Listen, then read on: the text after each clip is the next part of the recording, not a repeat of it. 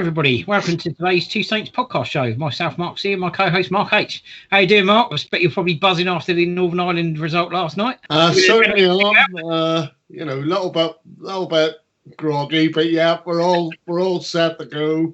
We're all ready, and looking forward to today's show. I hope everyone's keeping well and looking after each other, and what needs to be done. But yeah, looking forward to today's show. Lots to get through, mate.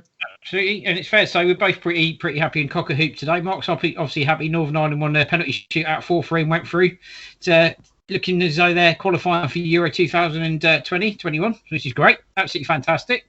In England, 3-0 win over Wales and an overhead kick from Danny Ings, no less. Which it was great.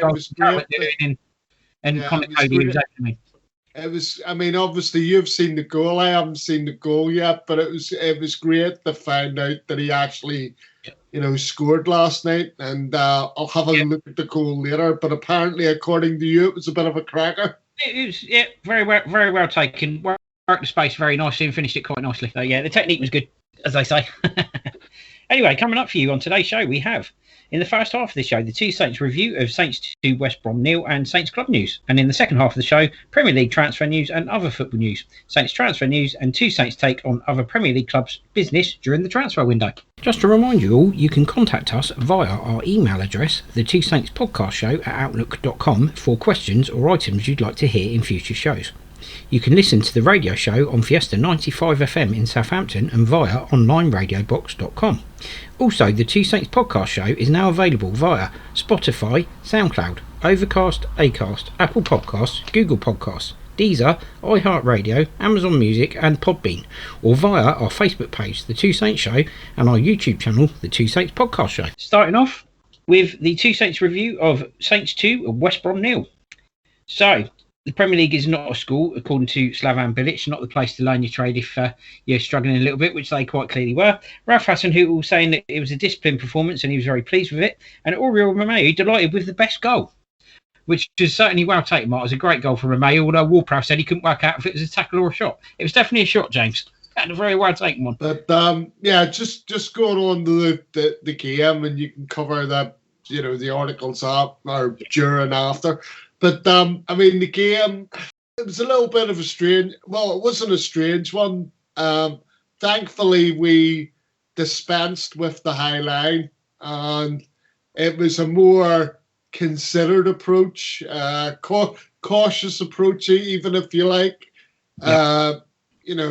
Basically, we dispensed with the nonsense that sort of had gone before, and basically we were playing West Brom on our own merits. The good news was that there was no space then in behind for the likes of Pereira and Diagana to exploit, and that was good for us. The only time that I felt that Saints were under any kind of threat was when they had a free kick. When they had free kicks.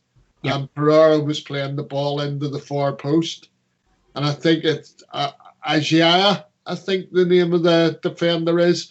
But, there was 2 times that I can remember where the balls came in. Yeah. And it looked easier to get your head on it, and he probably would have scored, but it went sailing over him.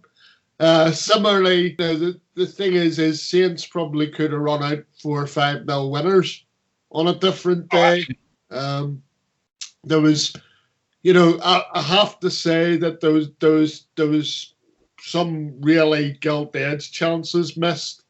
Even though both goals that were scored, Djenepo's goal, quality finish. Like you said, Romeu's goal was a quality finish. We'll have to praise the team as well. It's the first time that we've had 2 back-to-back clean sheets for 2 years. The last time we did that was under Mark Hughes. It's been a long time.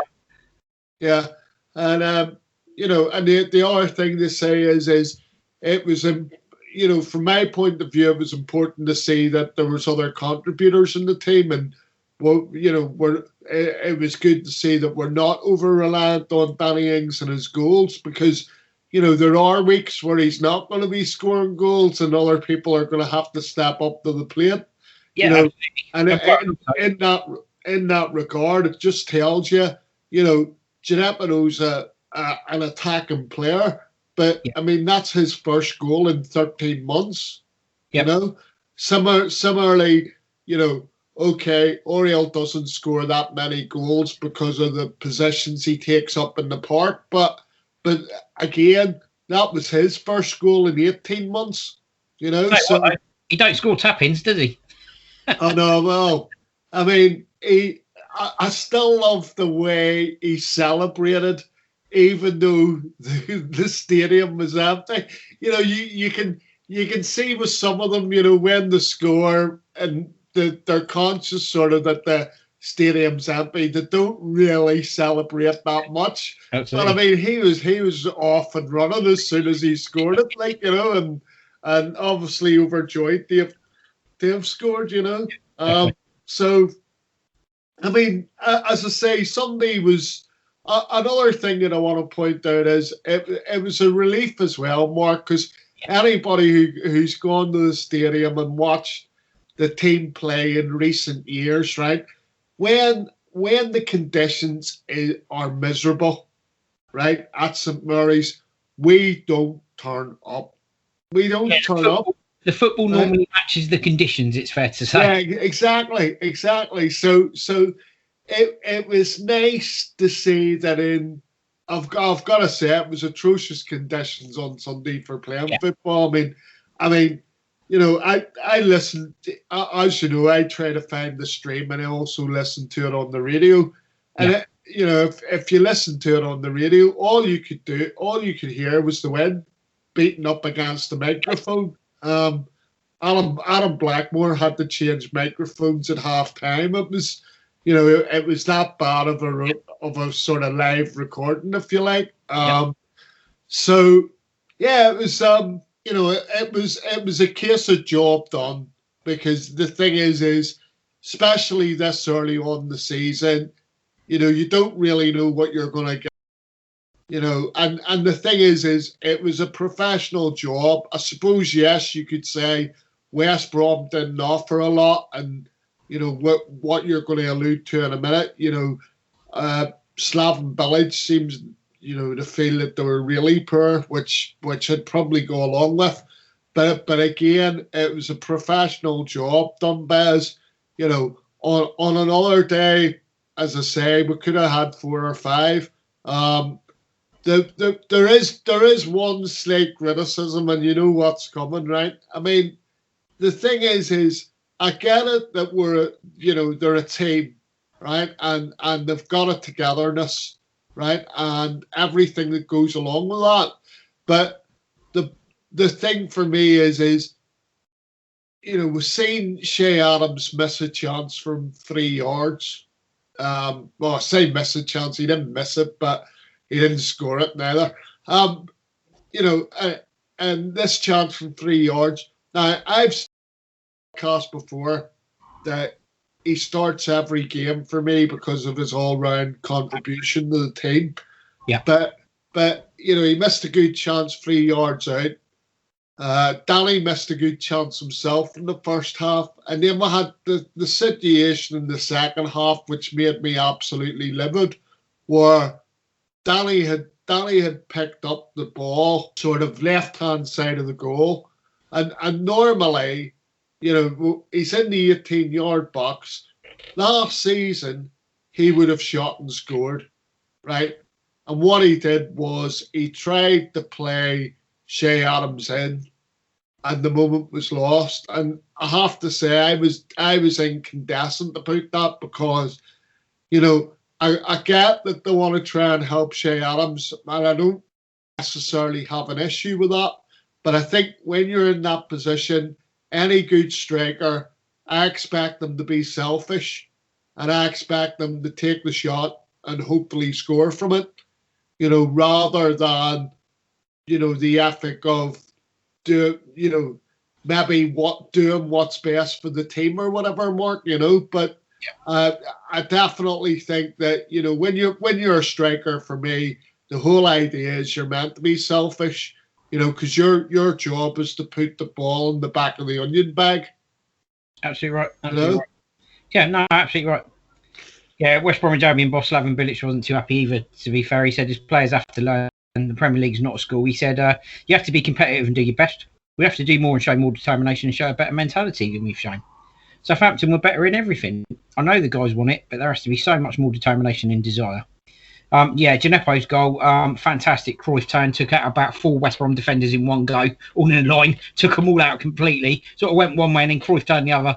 Brilliant finish with his left foot into the bottom corner, gave the goalkeeper no chance. And to be fair, the goalkeeper had been in good form up to that point. He'd kept Ryan Bertrand's Carolyn effort out, prevented an own goal from Sami Ajayi, and obviously prevented Sheridan from scoring from the follow-up as that as well, which is one you mentioned from 3 yards. Brilliant goal from Djenepo. We wouldn't expect any less from him. He doesn't score tap-ins. He usually scores really good goals. And Romeo's goal, great finish.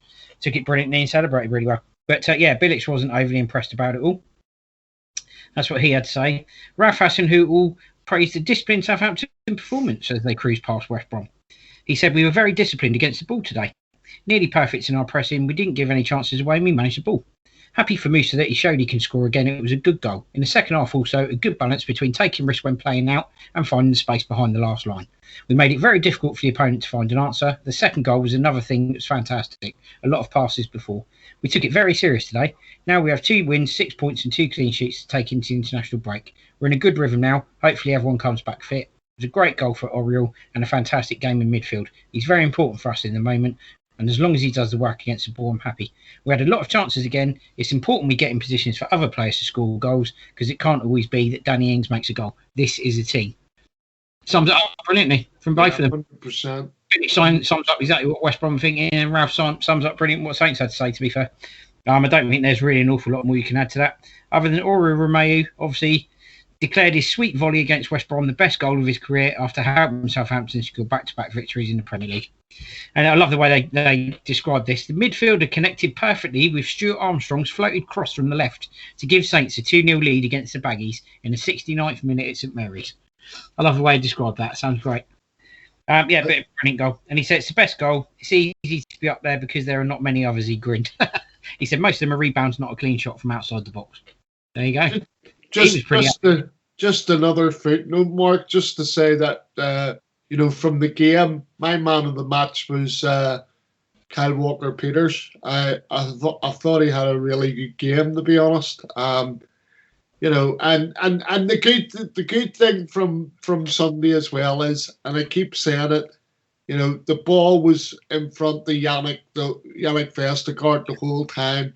And he had a rock solid game himself. Yeah, in fairness to Yannick, he's been named the Queen Mary, as we fondly call him now, because of his turning circles about as good as the Queen Mary. But he's proven himself, hasn't he? Last couple of games he's been very good, he's been very solid. And to be fair, last few games he's played for Saints, they've actually kept a clean sheet in every game he's played. So there we go. So in case you weren't 100%, but it's like I say, Mark, as long as the ball's not being played in behind him, he's fine. As long as everything's in front of him, it's not an issue. Yep. I mean, let's wait and see. If he's really turned the corner when he comes up against a bit of pace, because he had a bit of pace up against him in Diangana, but Diangana didn't really get a chance to run at anyone, did he? So it'd be interesting to see how Yannick. It'll be interesting to see how Yannick performs when he faces a bit of pace. Maybe he won't be featuring at that point. Maybe we'll see Salisu coming in instead for that little bit of pace to sort of counteract the strikers, etc. But no, credit to Yannick Vestergaard. Since he's had his haircut, he's played really well. Almost to reverse to Samson. Samson cut his hair off and lost all his strength. Yannick cut his hair off and seems to be a better footballer. So he's obviously done something right there.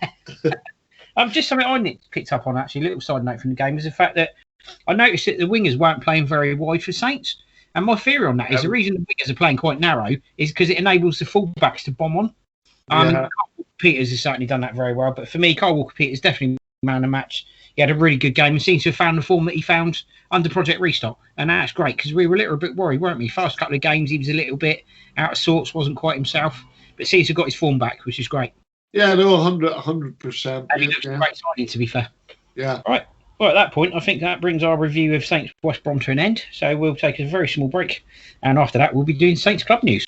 It's the Two Marks, C&H, on the Two Saints Show. Fiesta 95 FM. Right, welcome back, everyone. So, Saints Club news. Season ticket refunds for West Brom.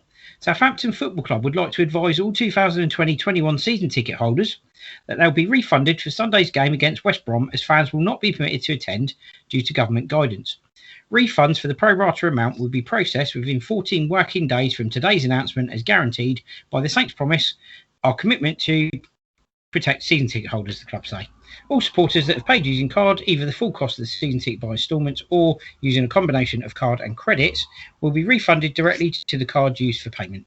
This means for fans that have paid for multiple tickets, the refund for each of the tickets will be paid back to the card used at the time of the initial purchase.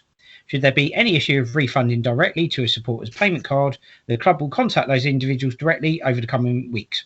Hospitality clients will be contacted directly by their account manager. Due to the volume of refunds, the process will be staggered, and we will advise fans once all refunds have been actioned. If you're a season ticket holder and have not received a refund for the West Brom game by the 27th of October, please contact the ticket office at tickets@saintsfc.co.uk or call us on 02381 780 780. And that phone number again, 02381 780 780. So that relates to the refunds for West Brom. Also, in Saints Club news, there has been a date change for the Everton clash. Southampton's Premier League clash with Everton at St Mary's in October will now be broadcast live on TV.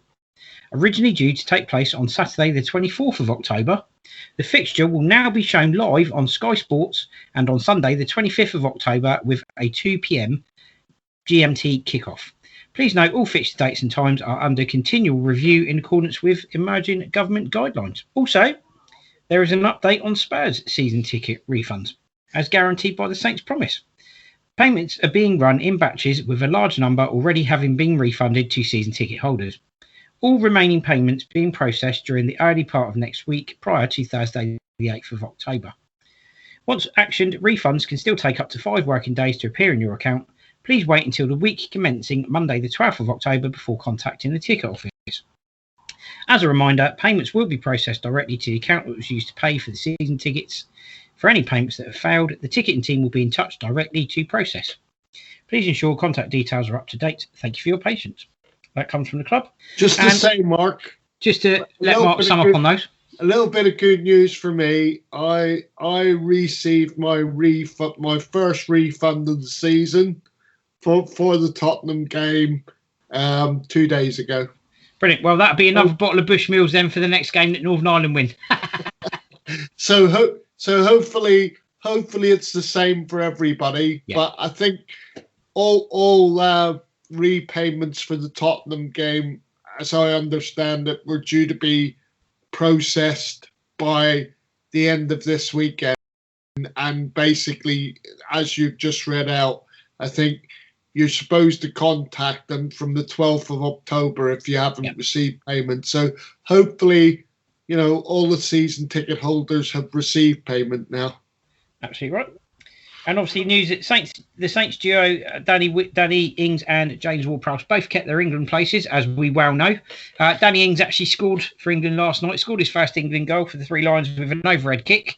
And James Ward-Prowse very nearly scored at the end. He had a shot towards the end that the keeper managed to save low down to his left. So Prowse nearly got on the score sheet and made it 4-0. So from a Saints point of view, that would have been a great finish for both of them. But well taken goal from Danny Ings, and well done James Ward-Prowse for nearly getting on the score sheet.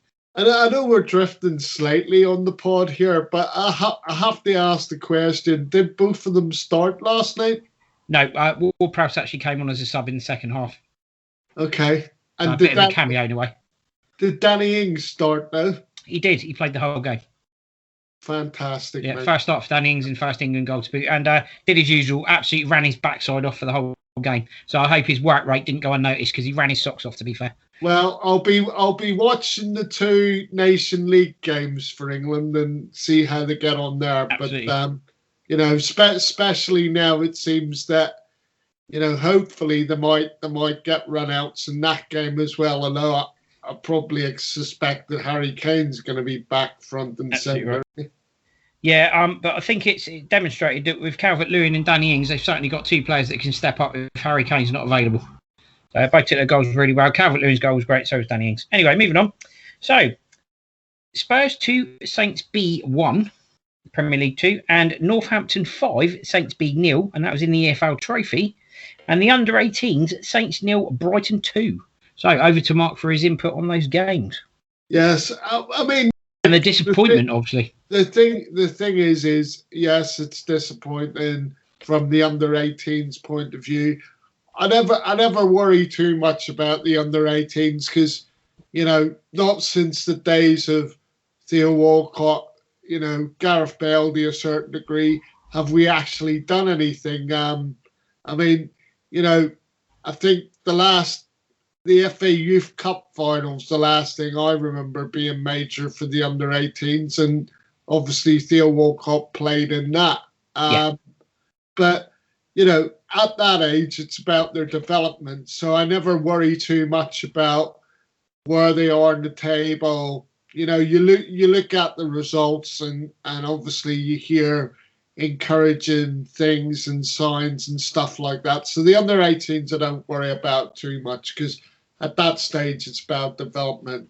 Yeah, absolutely. The B team, where do you start, mate? I mean, the thing is that in the league, I think it's been 1 win, 1 draw, 2 losses. Right, and as far as I know, we got relegated last season, right? I think we did because it's Premier League 2. And basically, I mean, the performances, and this is taking the whole sort of thing into consideration, the EFL Trophy result, the 5-0 as well. You sit there, and I've got to be honest, Mark, I would scrap under 23s football, right? I would go back to the old reserve league football, okay? Because the only way their development improves for me at that age, right, is to play against seasoned pros. Yeah, absolutely. Right? And to learn about the rough and tumble of actual league football. The strange thing is as well, thinking back to when Saints used to play reserve football, all matches were played at the Dow, so they were playing at the same place as the first team. And to be fair, when I remember the Saints reserve teams of years ago under Dave Merrington and the like, they were actually like seasoned pros in that team, or they were players that weren't featuring in the first team or that were coming back from injuries, complemented by a few youngsters. Now you've got the opposite. You've got a team of youngsters that occasionally you get a first teamer playing for them who's been out of an injury or whatever. And we're led to believe that's what the B team are going to be. But originally, if you think back to the reserve teams we used to have under the likes of Dave Merrington, when Dennis Rafen players, people like that were involved, they were made up of more senior professionals with a few youngsters scattered in. So it's strange that back then we were quite successful with the academy and we had a reserve team made up of mainly first team players, complemented by a few youngsters. Now we've gone the opposite way. We're struggling. And it's ironic that we're now struggling. Now it's gone the other way. So it'd be interesting to see how it pans out. But I mean, the thing for me, Mark, is like that. It wasn't us that made the decision. It was the Premier League that made the decision that they were going to scrap the reserve league. Where you did have a mixture of, let's say, old pros and up and coming youngsters, right? Yep.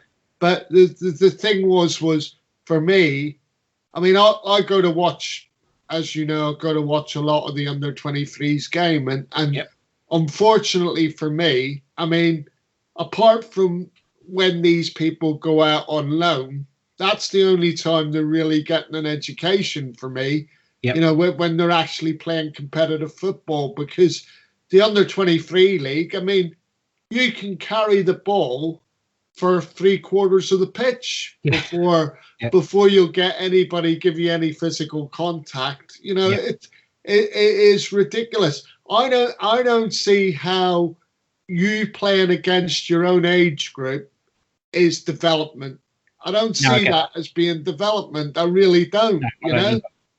Because the thing is the only thing you're going to find there is that the outstanding players are going to stand out, and obviously they'll get put into the first team squad if they stand out. But the thing is, as well, ironically, in the league they're facing players of their own age and teams of their own age, etc. But when they enter the EFL Trophy, they're actually facing tougher opposition because they're facing season pros and they're facing teams that are fairly strong. So it kind of almost defeats the purpose of their own league, because when they're playing these cup games, they're playing against tougher opposition. Yeah. So it's a massive gap between that and what you're doing in the FL Trophy. I'm not being funny, right? I'm not being funny, but in the last 4 seasons, right, I can't remember us winning a game. I remember the first season that they introduced the under, there was the invite to the academy. It was basically an invite to the academies who had under 23 teams, right? And they were invited to take part in the EFL Trophy, right? And in the first season, we did win a few games, right? We actually got out of our group, and I think we beat Reading to go in whatever the next round was. But apart from that, in the last 4 seasons, we haven't come out of our group, and I can't remember.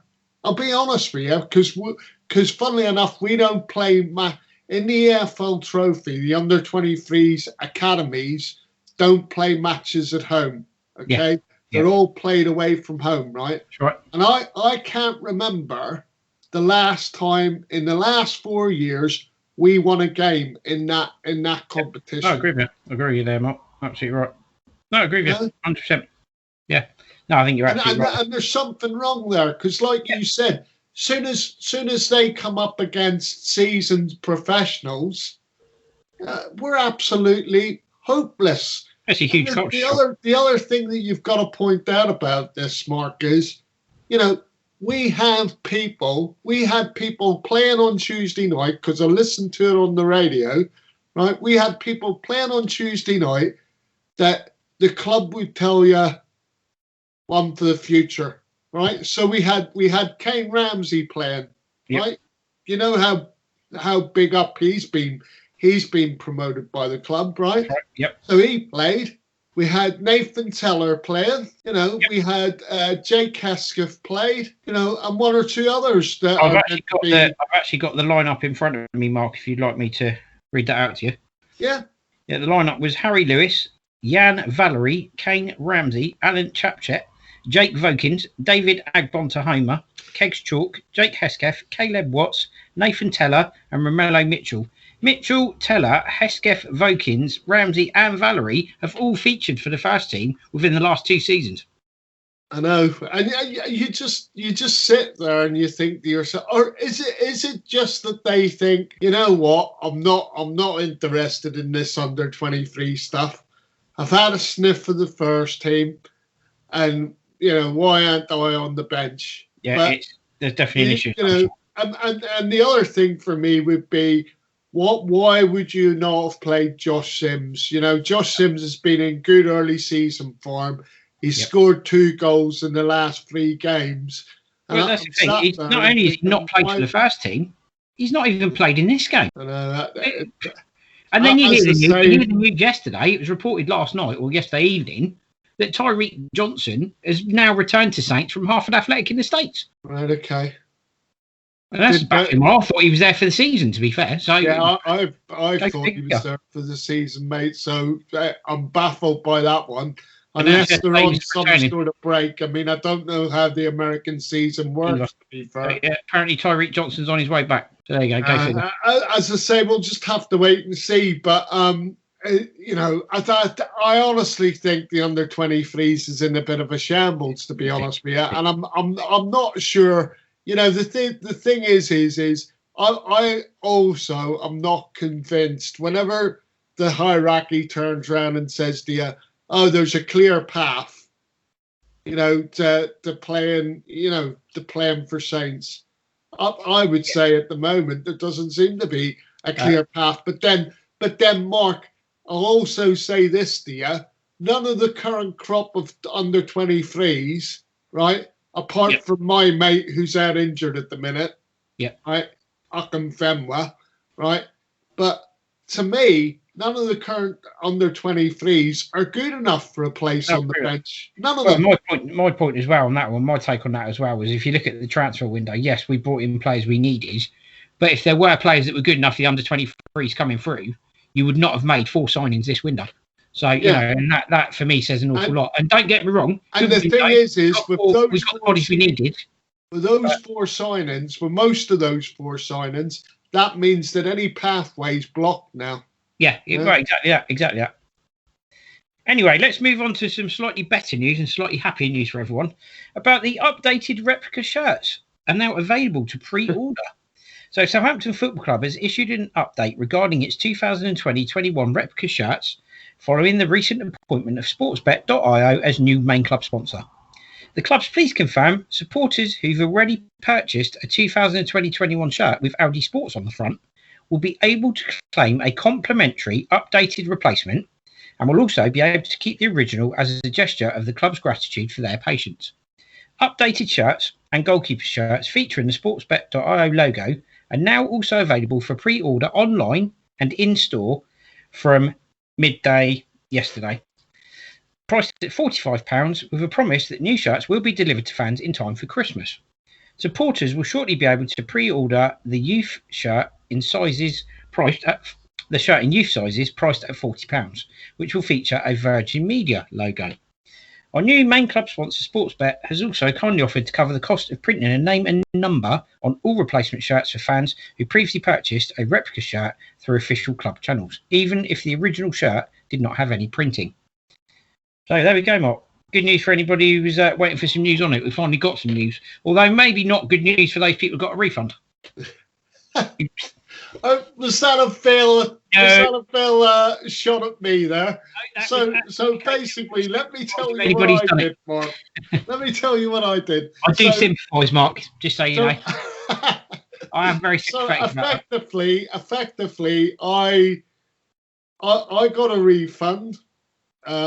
And I took the plunge this week, and we went down and we purchased because the original shirts were £50, right? And now the LG is £42, I think it is £42. So, and we tried to get our 10% discount, but they said no, the shirts are already discounted, so that went out the window.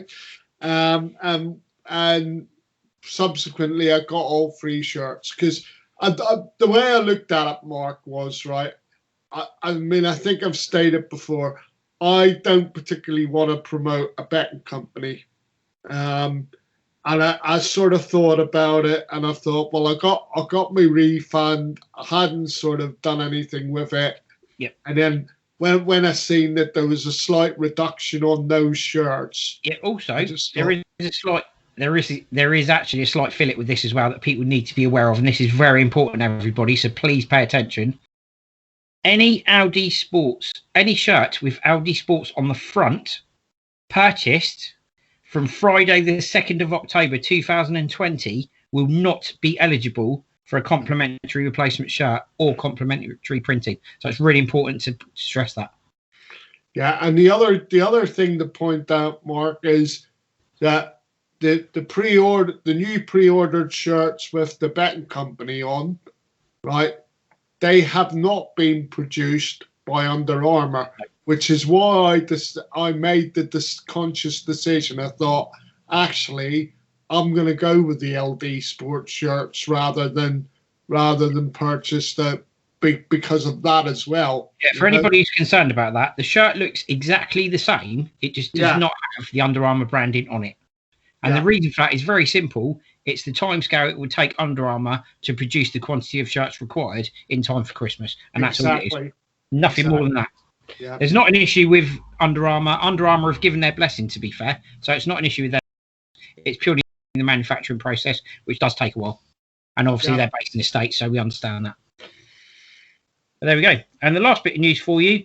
Scotland trio out after positive test. So Stuart Armstrong of Saints unfortunately tested positive for COVID-19. However, when he initially arrived for international duty, he actually tested negative, which would make you believe that he's probably picked it up while he's on international duty. It means he can't play for Scotland. However, the good news, Saints fans, is he may well be available for the Chelsea game for us, which is great. But exactly, he's obviously been diagnosed with it, and we wish you a speedy recovery, Stuart, and hope you get well soon and you don't have any major symptoms of it.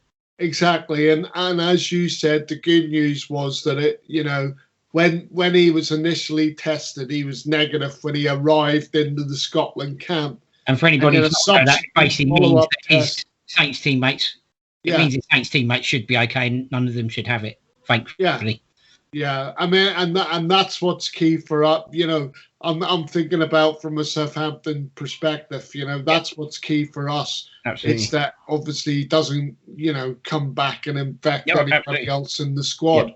Yep. All I would say about that was, if people are wondering, so effectively, like you said, he got tested when he first went into camp, and then I'm led to believe that there was a subsequent test the following day, which UEFA carried out, because the first tests were carried out by the Scottish Football Association, right? And it was the second test that was carried out by UEFA where it had come back positive. So, so, I mean, the thing is it might actually work out to be good news for Saints, because like you said, hopefully be available for the Chelsea away game now, whereas the chances are he probably would have came back injured after 3 international matches and wouldn't have played. Yeah, exactly that. So anyway, that brings us to the end of that article. And the last bit of news in this section is to remind all Saints supporters, Saints women, that is the team affiliated to the club, not their local rivals, will be taking on Exeter City women this Sunday, the 11th of October, with a kick-off of 2 p.m. at the Snows Stadium, home of AFC Tottenham. So please remember that. And if you get a chance to get down there and you're able to get down there, I don't know if you'll be able to get in or not. Obviously, do check that out. If not, see if you can pick up a stream from somewhere possibly, or just keep an eye on the club channels and see if you get any news that way. We were lucky enough that they put it on TV recently, didn't they, Mark? Which was great. Yes, please, and they're in great form, everyone. Please, Virgin Media, do it again. I enjoyed that Sunday afternoon, sat watching them. And for anyone who's not up to speed on how they're doing, they've actually had 2 back-to-back 5-1 wins, followed by a 6-0. So they've been in some form this season. And the 2 standout players at the moment, Ella Poussey, 2 hat-tricks in 3 games, I believe, and Millie Mott, who's absolutely outstanding fullback, who gets up and down the pitch for fun. A bit like Danny Ings, actually, in the fact she runs everywhere. She's absolutely dynamite. She's all action. She's all action. Absolutely brilliant. So if you get a chance to check out Southampton Women, that's the team affiliated to the club, please do, because they're in great form at the moment and they really have got some talent there. And you'll definitely see a really good standard of football. So anyway, that brings us to the end of the Saints Club news section for today's podcast. So we'll take a very brief break. And coming up in the second half of today's pod, we have Premier League transfer news and other football news. And Saints transfer news and the 2 Saints take on a good, decent or poor window for other Premier League clubs. So we'll be right back. The 2 Saints Show here on Fiesta FM. Tune in every Thursday 12 till 2 for informative football chat and great tunes. Right, welcome back everybody. So, transfer news. Wesley Fofana. Leicester sign French defender from Saint Etienne on a 5-year contract. Leicester City have signed defender Wesley Fofana from Saint Etienne on a 5-year contract. 19-year-old joins the Foxes for an undisclosed fee. What do you make of that one, Mark? Well, I mean, I think we covered him last week on the show, but the thing was they'd only entered discussions and he hadn't agreed to move. Yeah. I mean, I think, from what I understand, Leicester's been tracking this lad for a while. Obviously, they've been after another centre half for reinforcements. I think they quite, even for the age that he is, Mark, Leicester seem to be pretty confident that he's ready. Yep. Funnily enough, he's quite young, but they seem to think that he's ready for the step up. So I seem to remember Dave Merrington quite often famously says, "If you're good enough, you're old enough." So there you go. And exactly. I seem to remember a certain Channel Islander that played for Saints at 17 who was quite clearly good enough at that age. So it certainly rings true, I think. 100%. I mean, it goes back to the old adage. I always remember, when I was younger, and sat watching Match of the Day, and David Beckham had scored a goal from the halfway line at Wimbledon, right? And it came back to the studio discussion, right? And Alan Hansen turned around and said, "Oh, you don't win anything with kids in this game." And then Man United that season went on and won the title with kids. Yeah, and I'd just like to point out about that goal, David Beckham. You weren't the first person to try that. Franny Benali nearly pulled it off the season before you. He did, yeah. He did. See, I remember Franny, even if no one else does. Me and Mark remember it. Yeah, Mr. Beckham, don't you go taking credit for that. Franny came up with the idea. Another reason he should have been Sir Franny. Anyway, West Ham United have signed Czech Republic right-back Vladimir Kufau from Slavia Prague for 5.4 million. He has 8 international caps and arrived at the Premier League club on a 3-year contract with the option of a further 2. He said, I knew about the interest West Ham had in me for a long time. Now I'm finally here. I'm so happy. He's 28 years old, and he followed compatriot Thomas Susek to the Hammers from the Czech champions, Mark. Yeah, I mean, look, the thing is it obviously it's somewhere where they felt they needed reinforcing that right back. Yep. So while it's a decent enough signing, it's important to point out as well that there's, I think the window's open till next Friday for signings, domestic signings. So effectively, Premier League clubs can still sign, players in the lower leagues effectively, and that runs out. I think it's this time next week on a Friday. So West Ham, I mean, they basically wanted a centre half, didn't get it. They were pursuing James Tarkowski, till the cows come home, but it didn't happen. Yeah.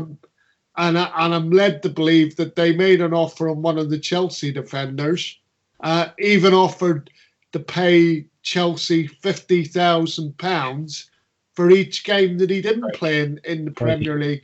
So, little bit of desperation there, but they've still got time to sort of recruit a centre back.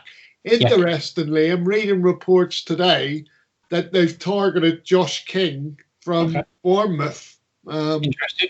So just get a question of watch this space. And for anybody going, they can't sign him. Well, they can, because there's actually a domestic window which doesn't close until the 16th of October, everyone, which means you can, as a Premier League club, you can sign players from the EFL and the Championship. Obviously, you can't sign them from the Premier League or from the abroad because the international window's closed, but you can if they're from EFL Championship. So there we go. Still a domestic window open until the 16th. So anyway, next one is Ryan Brewster. Sheffield United have signed the 20-year-old on a 5-year contract for a club record deal worth £23.5 million, and Chris Wilder said he was their number one target. Certainly a great player there, Mark. I'm surprised Liverpool released him. Yeah, well, it baffles me that they've decided to get rid of him. I mean, obviously they've decided to go down the more expensive route of recruiting their attackers. Yeah. But, given his form last season, I'm surprised that they decided to let them go. Obviously, they felt that £28.5 million was a good price for him. All I would say is Sheffield United now have their number one target. That's what they were in the market for, a striker, and they got their number one man. So now it's a question of, can he do the job for him? Will he get the service to do the job? So again, it's one of those ones where watch this space. But certainly the powers that be at Sheffield United will be happy. Don't know whether all the supporters will be as happy, because they've kind of put all their eggs into one basket, because obviously it's a big outlay, but obviously they've addressed the one issue that they wanted to address in this window. Absolutely. Yeah, definitely. It seems that way, and that's good for them. Not so great for Liverpool fans, not so great for Liverpool, but great for Sheffield United, which is great. So, Tottenham Hotspur. Carlos Vinicius, the Brazilian striker, has joined Tottenham Hotspur on a season-long loan from Benfica. The loan deal is for €3 million and includes an option for Spurs to make the transfer permanent for €45 million. He's 25 and scored 24 times last season, and was the joint top scorer in the Primeira Liga with 18 goals. Is that cover for Harry Kane, maybe? Definitely, mate. It's someone in a similar mould to share the burden. I mean, when you look at the amount of fixtures they have coming up, with them being in the Europa League and everything else, I don't think you can expect Harry Kane to play that number of fixtures without getting some sort of injury. So Yeah. obviously they've brought this lad in from the Portuguese league. Like you said, his goal scoring record stands out for itself, certainly in that league. Yeah. And obviously, Tottenham, I would have thought, have scouted him extensively. And the hope would be that he's going to translate that form into goals in the English Premier League, But, it's a good move because I think it's something that's needed to be done, before now. I know they've got Lucas Moura, people like that, but they're different kind of attackers for me. Absolutely. Whereas this lad that's come in, it's obvious that he's been brought in to share the burden with Harry Kane. Yeah, absolutely. So, Wolves transfer news. Ryan Aït-Nouri joins as Ruben Vinagre leaves for Olympiacos. So, Wolves have signed France and under-21 international Ryan Aït-Nouri, while fellow fullback Ruben Vinagre has joined Olympiacos. Aït-Nouri joins on a season-long loan deal from League One club Angers, which is the club that Sofiane Boufal just joined, Mark. So, Saints fans will obviously know the club of Angers. The 21-year-old's played 70 times for Wolves since arriving from Monaco in 2017. That's Vinagre. Posted on social media to thank everyone at the club on Sunday. So it's been a wonderful journey. It's been a pleasure to be a part of this pack. It's interesting that they've swapped a 21-year-old for a 19-year-old. So it's a little bit of an upgrade, but the other one's only 2 years younger. So it's a bit of a strange one, that, Mark. I think looking at it, Mark, I would probably say that the impact that the Wolves hierarchy were hoping that Vinagre would have hasn't kind of materialized. He's done well in fits and starts, but I think they think that this new lad that they've brought in, as you said, he's younger. Yep. There's probably a lot of scope there potential wise. They probably think that he's a better option, given that Vinagre's been there for a couple of seasons now. But, his career at Wolves in that position has been a bit stop-start. So, that's probably why they've gone down that route. And the other thing is Jordi Mendes, never out of the headlines. We'll lose one Iberian and we bring another one in. And so the conveyor belt continues. But they've actually broken the mould, Wolves, because Aït-Nouri's actually French. So they haven't signed an Iberian for a change. They've actually signed a Frenchman. So they've broken the mould there. I wonder if he's on Jordi Mendes' roster, though, Mark. Sure. We'd need to check that one out. I should think he probably more than likely is, to be fair. So anyway, there we go. So Everton have been busy as well. Everton have signed Norwich City defender Ben Godfrey in a deal worth an initial 25 million. They've also brought in Sweden goalkeeper Robin Olsen on a season-long loan deal from Roma. So obviously Olsen is to give Jordan Pickford a bit of a kick up the backside and keep him on his toes. But Ben Godfrey, obviously centre half, been signed for 25 million, Mark. Yeah, I mean, good start for Everton by the sounds of it. I genuinely think it's good business, mate. I mean, the thing is you're signing one of the more up and coming English centre halves in Ben Godfrey. I'd say the price is a little bit on the steep side. I think you're pitching somewhere around 18 million for Ben Godfrey. Yeah. That's my own personal opinion. Good player though he is. Obviously, again, competition for places, and then we come on to the goalkeeper being recruited. Competition for places. Yep. Boy, Everton need competition for places in the goalkeeping arena, because even though they can't stop, winning, right? One of the issues that they do have is that, Pickford's form hasn't been that great. And obviously the hope would be that with this new signing of the goalkeeper, he's going to be pushing Pickford to perform better. Absolutely right. Absolutely right. And if not, he'll soon take over in goal. That's simple. Well, yeah, and Jordan Pickford does need a bit of a kick up the backside because, to be honest, I haven't watched the England game last night. Nick Pope performed very well last night. Right, okay. A good game. That's interesting to know, because obviously the number 2 at Burnley's Bailey Peacock Farrell. He had a blinder last night. But anyway. Yeah, Nick Pope had a good game. He even got clattered at one point. He took a bit of a shot to the head and just carried on. So fair play to him. Very brave as well. But he had a good game, to be fair. Anyway, moving on from there. Fulham have made a trio of signings. So they've signed Ruben Loftus-Cheek from Chelsea on loan and Lyon's Joachim Andersen. They've also made a permanent deal for Tosin Adarabioyo. So Loftus-Cheek and Denmark centre-back Andersen, both 24, have joined the Premier League strugglers on a season-long loan. And Adarabioyo is joined on a 3-year deal from Man City for an undisclosed fee. So 3 signings for Fulham. And they probably needed some, to be fair, Mark, didn't they? I've got to be honest. They've not had a great start to the season, have they? Adarabioyo from Man City. I'm really surprised he's gone there. I mean, obviously, Man City must have been looking to get rid of him to a certain degree. Yeah. But, a few years ago, he was one of the up-and-coming, promising, youngsters. He's gone to Fulham.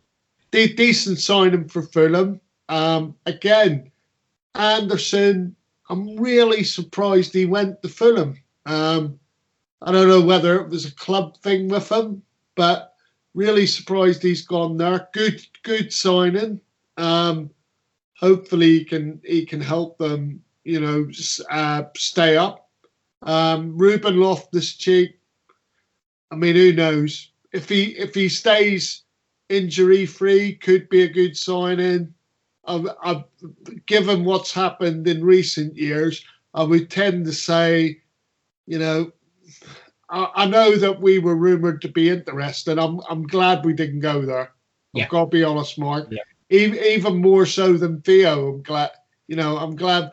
I'm glad we went with Theo and not with Ruben Loftus-Cheek, if I'm honest. So we'll get to that later in the show. So yeah, but I mean, they're decent signings for Fulham. It's whether they can get everything to gel. The only thing I would question would be they didn't make a move for a striker in the window, which means that all the burden of proof is going to be on Mitrovic. Now, Mitrovic is temperamental, and you sort of sit there and you think, yeah, you get your goals. He'll even score at this level, but problem is, he's just as likely to get a red card as he is to get out, to be fair. Exactly. But anyway, let's move on. We'll cover that later. So Brighton have signed Polish duo Jacob Moda and Michał Karbownik. The Seagulls have completed a 5-year deal to sign midfielder Moda from Lech Poznan. However, the 21-year-old, who has one full cap for his country, has been loaned immediately back to the Polish club. Also, Legia Warsaw defender Karbownik has joined on a 4-year deal and has also been loaned straight back for the rest of the season. Jacob's an exciting young central midfielder who's already broken through into the Poland national squad at the age of 21, said Brighton technical director Dean Ashworth. He's athletic, strong and good with both feet, very highly thought of in the national setup. However, the loan back suits him and us for now, as he will play regularly both domestically and in the group phase of the Europa League. Karbownik's already been named in Poland's senior squad, but is yet to win his first cap. So kind of promising youngsters there, by the sounds of it. I've heard of the latter one before. It's interesting what Brighton's decided to do, because obviously they're players that they've been interested in. The opportunities arose to sign them. They've made what I would say a considered decision, because obviously the sort of feel, okay, they're not necessarily going to go into the team this season. Let's help their development, and basically loan them back to the sides that we've signed them from, and that way, they'll be playing for the full season for the clubs that they signed from. Absolutely. So it's a win-win. But I'm sure that Brighton are happy with that bit of business, and they'll be expecting them hopefully to push on for the Brighton first team, at the start of next season. Yeah, absolutely right. So Manchester United have signed Brazil left-back Alex Telles from Porto and say Atalanta winger Amad Diallo will join the club in January. Telles has a 4-year contract with the option of a further year. He has one cap for his country. He moved to Old Trafford for a fee of €15 million plus €2 million in add-ons. United have spent €9 million on winger Facundo Palestri, 18, who joins from Uruguayan side Penarol and has a 5-year deal. And Man United have also signed former PSG striker Edinson Cavani on a free transfer. So 33 years old now, Cavani. So he's not getting any younger, but can be a little bit mercurial, like certain Uruguayan Saints had a while ago. We know all about Uruguayans and how temperamental they can be, Mark, don't we? But Yes. 3 good signings for United by the sounds of it. So Much needed. there's been 4. So basically, you've got. Let's cover Telles first. I mean, all I would say is Luke Shaw, do you still have a career at Old Trafford? But obviously they wanted to bring in experience in that position, and rightfully so. Good move. I would say in general, good move for them. Not a problem with that signing. And then we've got the 2 youngsters that have come in, Traore from Atalanta and the lad from the Uruguayan side. The lad from the Uruguayan side, he was recommended to United by Diego Forlan, the ex-Man United striker. I've got to be honest, mate, I don't know a lot about him. I know a lot more about Traore. I do think he's a hell of an exciting talent. I know he's not due to join the club as I understand it. But, expecting to see a lot from him whenever he arrives. And then we've got, Edison Cavani joining. Edison Cavani reckons he was going to quit football during the early stages of coronavirus because his partner got it, apparently. But anyway, who knows what you're going to get with Edison Cavani.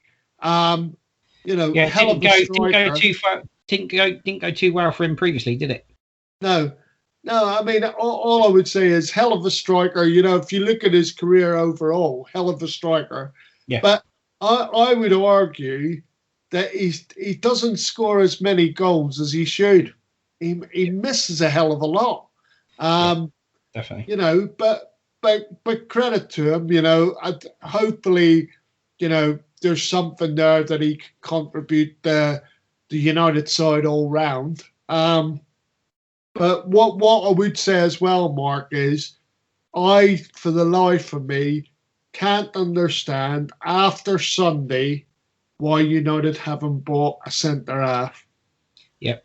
That was what they need to address at the minute. They're crying out for and they didn't do it.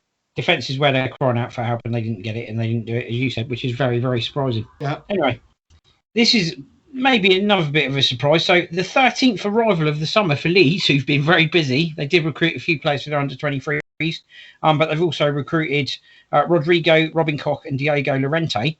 They've actually signed 23-year-old Brazilian winger Rafinha from Rennes for a fee believed to be 23 million plus add-ons. He signed a 4-year deal, having flown to England on Sunday after he earlier scored in Rennes' 2-2 draw with Rennes. So he wasn't hanging about. He scored, got on a plane, went to England, signed, and that was it. So he had a busy old weekend. He was literally a flying winger. On the face of it, it's somebody that I look forward to seeing for the next few seasons in the Premier League. What my experience is we've had some Brazilians that have been absolute hits in the Premier League. Yeah. And then we've had some Brazilians where you sort of sit there and you go, what's all the fuss about, But obviously there must be something about him for Bielsa to sign him. Yeah. And it'll be interesting to see how he does in the Leeds team. Definitely. As I say, I've said it, the way Leeds have started the season, it's going to be entertaining even if you're neutral to watch them. Yeah, definitely. And one of the transfers that went through at the end of the window, so this was quite last minute almost, wasn't it? Arsenal signed Thomas Partey from Atletico Madrid on a long-term deal after paying his €50 million release clause. The 27-year-old Ghana midfielder made 35 league appearances and scored 3 goals for Diego Simeone's side as they finished third in La Liga last season. He played 188 times for Atletico after joining the club in 2011. Lucas Torreira has moved in the opposite direction and joined on loan from Arsenal. So, interesting one there, Mark. Yeah, all I would say is Arsenal had an average window up until that point. You know, they signed Gabriel, the centre half, who, you know, on the face of it looks fairly decent. But obviously signing Thomas from Atletico Madrid, I mean, that was huge. Obviously, Arsenal have met the release clause. Yep. You know, I'm assuming an agent tipped them off about that one, because obviously Atletico Madrid wouldn't have been sat there going, oh, well, Thomas is free if you meet the release clause. So I'm assuming it was an agent there that tipped Arsenal off on that one. I mean, on the face of it, you would say a lot of money. But, I mean, if he does what he does in La Liga and what he's done for Atletico Madrid for the last number of seasons in European competition, you know, the Arsenal fans and the Arsenal board will be more than pleased. I mean, Arteta will be pleased, because it's obvious that he feels he's got his man. I mean, we've touched on this before. I think the thing about Petry for me is that he, you know, when you think of the Arsenal sides that were winning the Premier League and things like that, you know, you had people like Vieira and Petit, right? And those sort of midfield enforcer, midfield generals, if you like, you know, they were never replaced at Arsenal. And we're talking about a good few years. I mean, it must be at least since, 2006? Since Vieira or Petit has played for Arsenal. Right. I know we had the Brazilian who you know was decent for a while. Gilberto, was it? But you know, we haven't really had that sort of type of midfielder in the Arsenal lineup, and they've been, you know, they were renowned for it. And Thomas Petry is the answer to that, Mark. Trust me. So if he manages to stay fit, I am expecting big things from him. I know it's a big price tag, but he has done exactly what it says in the tin for Atletico Madrid. So I would expect him to carry on that form with Arsenal. Excellent. And talking of big price tags, because this is an Arsenal linked story as well, so we link it in. Mesut Ozil has offered to pay the wage of the Arsenal mascot. So he's offered to pay the £80,000 a year salary of the Gunnosaurus mascot. A gentleman called Jerry Key is the guy that dons the outfit. He's on £80,000 a year. Excuse me. And Mesut Ozil's agreed to meet his salary cost and reimburse Arsenal the cost of his salary to keep him in a job, because it was announced that they were going to sack him after 27 years at the Gunners. Yeah, I mean, look, fair play, you know. Mesut Ozil, much maligned, you know, with performances and stuff like that. I'm sure we have mentioned them before on the show here. But fair play to Mesut Ozil for stepping up and offering to pay his wages. Funnily enough, I was reading on the transfer gossip this morning that Arsenal are actually looking to try and get rid of Mesut Ozil. So I don't know how the dinosaurs' wages are going to pan out. But, you know, it was good of him to step forward.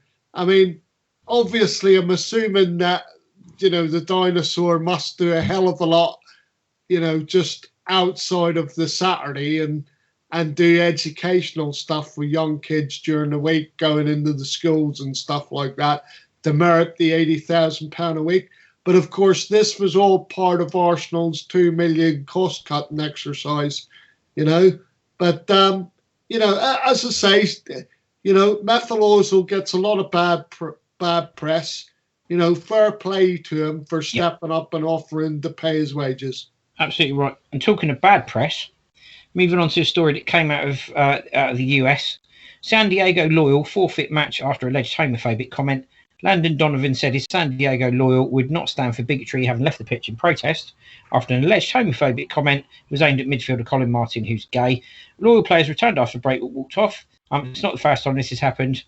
They actually did this recently when there was another incident which resulted in them leaving the field as well, Mark. This was over racist comments, I believe. Yeah, it was racist comments, and it was funnily enough, it was the week before, Yeah. and they forfeited both games. Yeah, And it's LA Galaxy the week before after an alleged racial slur was aimed at midfielder Elijah Martin. There we go.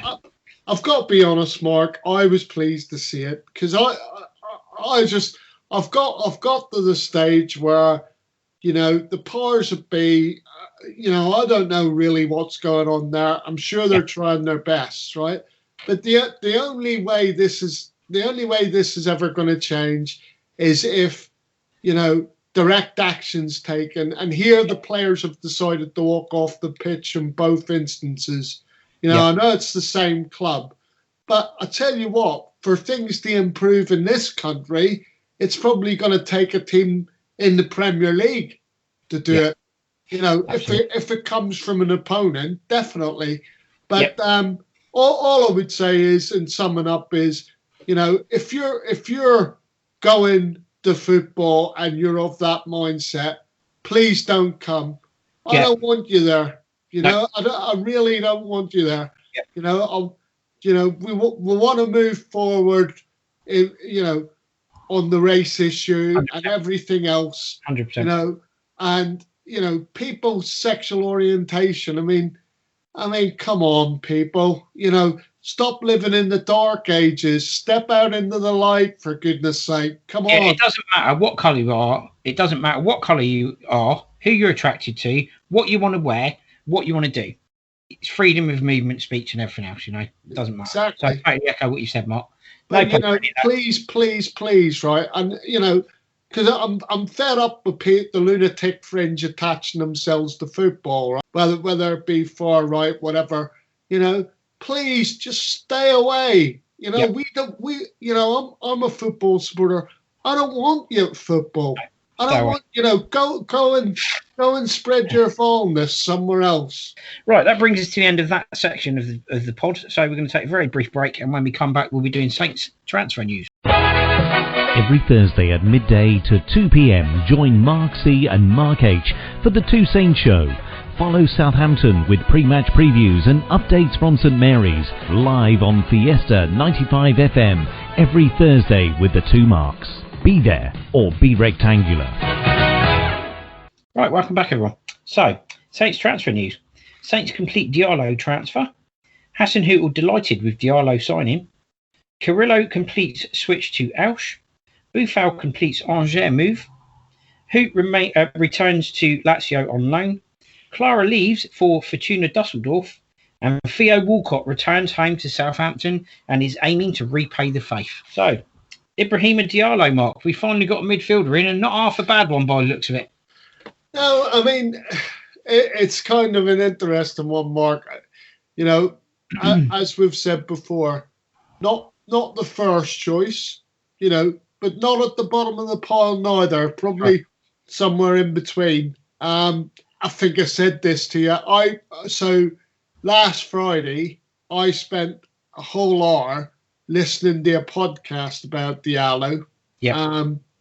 And it was done by Brest fans about what you could expect. And from what I understand, he's very much in the mould of Victor Wanyama. But I don't like the comparisons, okay? But they've compared him to N'Golo Kante. Apparently he's France's new N'Golo Kante. But the way I look at that is he's not the new N'Golo Kante. He's the Diallo. Yeah. You know, I don't like those sort of comparisons. But the thing that I would say is hard to push. You know, to take off the ball, keeps the ball well. You know, is imposing enough the opponents. You know, can distribute the ball well, good passer, stuff like that. So basically, what was needed in front of the back four, that's for sure. Don't know whether the intention is maybe occasionally to work him and Romeu in tandem, or whatever. He's not. You know, the thing is he's not box to box, although he does like to get forward now and again when the occasion arises. But obviously he's that controller and enforcer that we need. And obviously if he is as good as Encante. We've got a player in our hands, and I for one am really looking forward to seeing him. Yeah, whenever he actually appears. I just hope that it's not a Salisu where, the club come out and they go, oh, he's conditionally he's not ready. You're not going to see him until the 1st of November or whatever it would be. Well, given that he couldn't actually come over to the UK to complete his signing because he was actually going to be away with the French under-21s, you'd like to think his fitness level's where it needs to be. If he's been fit enough to play for under-21s, he's fit enough to play for us. Ralph Hassan, who actually said he's a smart one, a very clever one. He reads the game very well. He's quick and dynamic. Against the ball, very aggressive, and with the ball, good with decision-making also. He's a player I think fits perfectly in our team. So it all sounds really positive, which is great. And we hope to see him going great guns in the Premier League. Yeah, I mean, as I say, just very quickly, after listening to the podcast and that there, I'm very, very, very excited about him. Very, very excited about seeing him play. Yeah, anyone who's not seen anything of him, doesn't know anything of him, obviously check out some of the highlights of Ibrahima Diallo on YouTube. Should give you a few ideas of what he's capable of passing-wise and what he does on the ball and off of it. So anyway, moving on from there. Guido Carrillo has completed his switch from Southampton to Auch. Yes, everybody, you heard that correctly. Guido Carrillo is no longer a Saints player.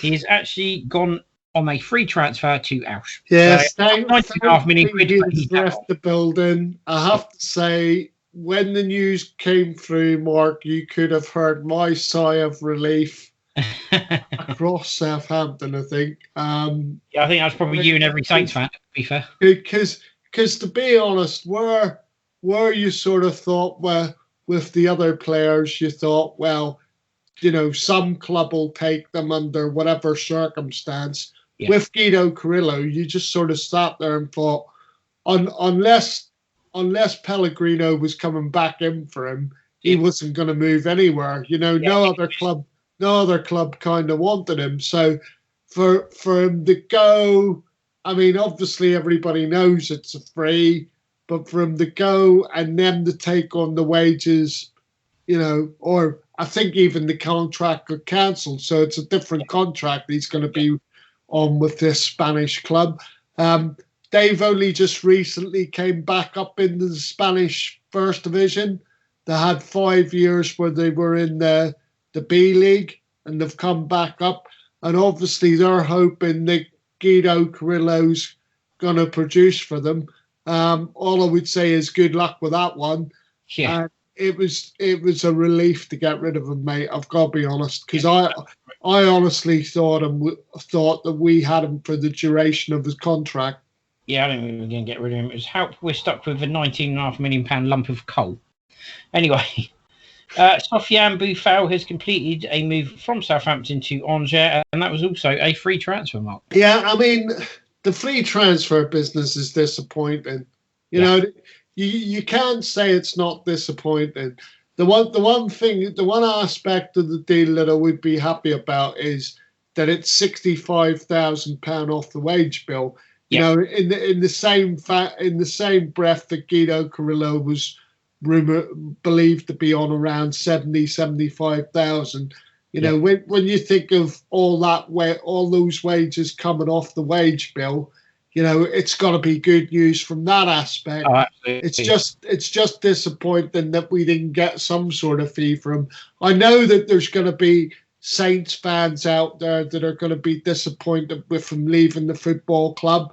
I did feel that last season, he knuckled down, he got on with things, and he did at times bring some kind of value. I mean, I said to you, the Watford game last season sticks out in my memory, because he came on with 18 minutes left and changed the game for us when he came on.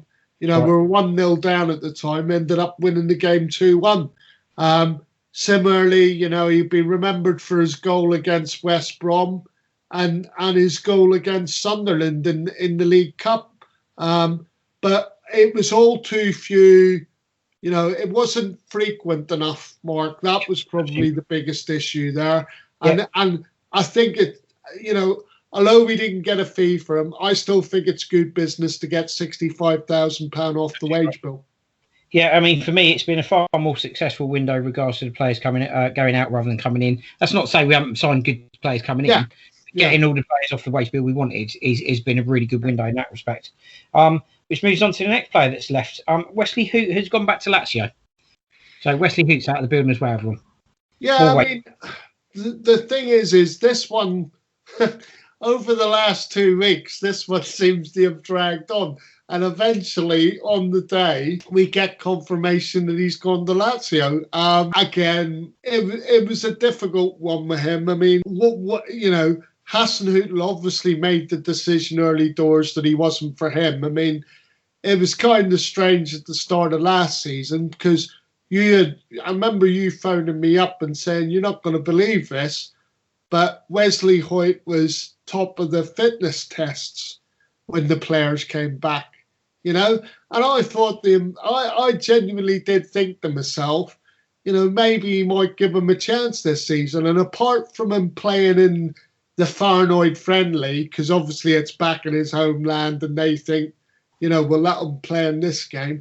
But apart from that, he never featured for Saints again, and I mean, I'm not disappointed because there must have been a clash. I mean, all I can put that down to is a clash of personalities. Yeah. And was he good enough? Who knows? But obviously, the Italian style of football suits him.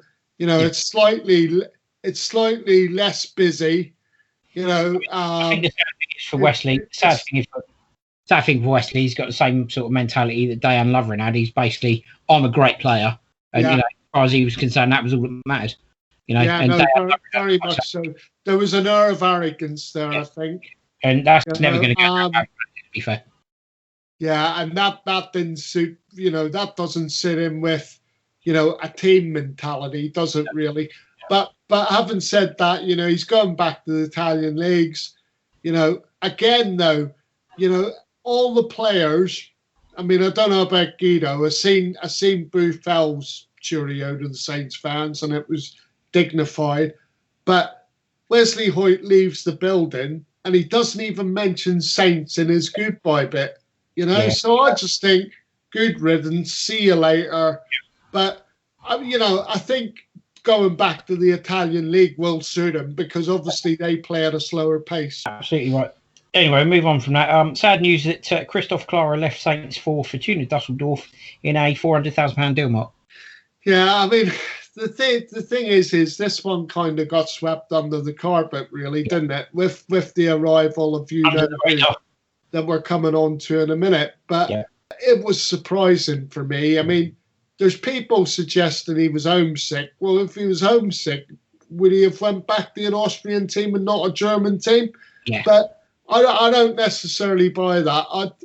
I did think this one was kind of buried because I was sat there thinking, why would you get rid of one of the better under-23 players?